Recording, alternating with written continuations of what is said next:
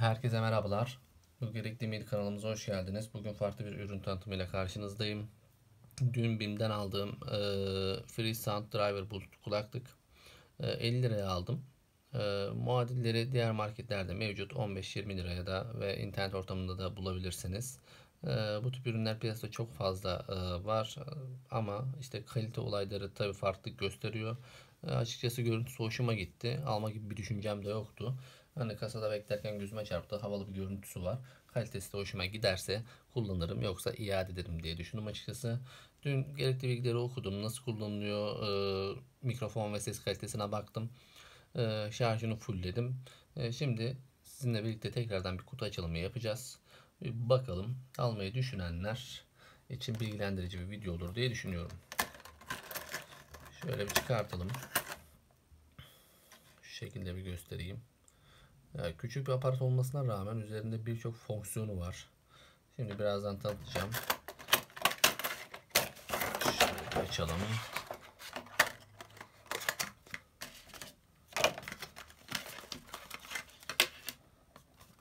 Bakalım. Bir tane şarj kablosu çıkıyor içerisinden. Bu tip ürünlerin içerisinde biliyorsunuz şarj adaptörünü koymuyorlar.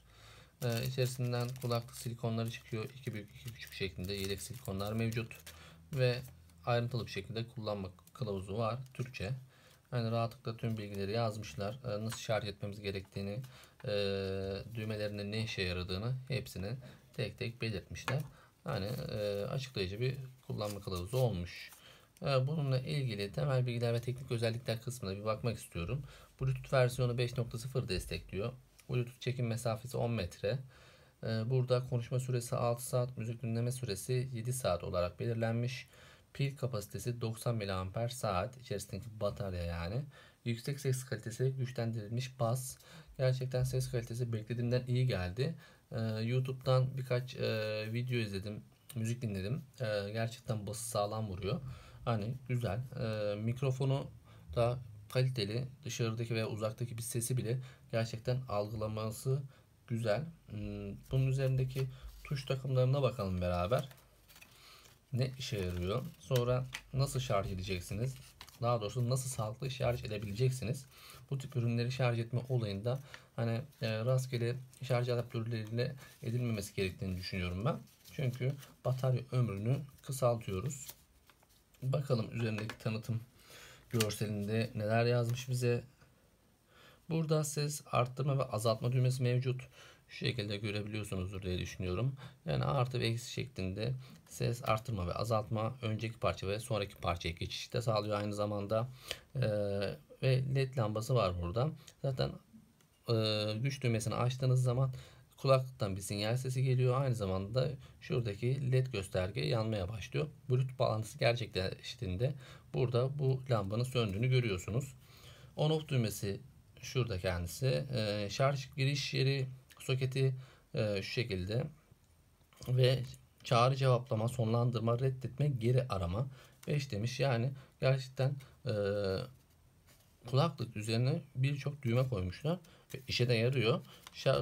Burada çağrıyı cevaplama, sonlandırma şuradaki gördüğünüz siyah düğmeden gerçekleştirebiliyorsunuz. Sonra bakalım neler var. Altı sessize alma, parça durdurma, başlatma. Şuradaki şöyle göstereceğim. Şuradaki şu düğme, siyah düğmesi sessize alma, parça durdurma ve başlatmaya yarıyor. Ya bunu almamdaki amaç hani video çekme olayına daha yeni girdik. Zaten kanalımız daha yeni açtık kanalımızı. Burada hani acaba videolarımı çekerken hani telefondan uzaklaşma dan dolayı şey yapılabilir. Hani sesim net gelmeyebilir diye düşündüm. Bunun mikrofonunu kullanabilirim diye düşündüm. Gerçekten ilk videomda bu kulaklıkla çektim. Mikrofonu beklediğimden iyi geldi. Kalitesi hoşuma gitti. Şimdi şarj etme ile ilgili önemli bir yeri sizlere de bahsedeyim. Başka da bahsedebileceğimiz bir şey yok. Yani alt üstü bir Bluetooth kulaklık. Tabi bu driver Bluetooth kulaklık olarak geçiyor ama yani genelde çok fazla araç kullananlar, şoförler için ideal bir kulaklık, kalitesi ideal diye düşünüyorum. E, Burada tabi hani biz fakirler için bu tip şeyler gerekli ama varlıklı insanlar için, zenginler için tabi araçlarının opsiyonu da bu özellik, yani Bluetooth'u mevcut. Bizler için ideal. Şimdi burada yalnızca demiş onaylı 5 volt 1 amper USB adaptörü veya bilgisayarınızın USB girişiyle şarj edin diyor. Ya bunları kullanıcılar bu tip cihazları genelde bulduğu herhangi bir adaptörle şarj etme gibi bir olaya giriyor. Aslında biz aldığın ürünü şarj edebilirsin ama bunların üretiminden itibaren bir batarya ömrü belirleniyor. Yani sen bunu fabrika verilerine göre istenildiği akım ve gerilimlerde şarj etmen gerekiyor ki uzun süre bataryan dayanabilsin. Yani konuşma süresi 6 saat diyor. Yani 6 saate dayanabilmesi için istenilen değerdeki akım ve gerilim değerlerinde şarj etmeniz lazım bu tip cihazları. Ya ben genelde garanti olsun diye bilgisayarın USB girişinden şarj ediyorum.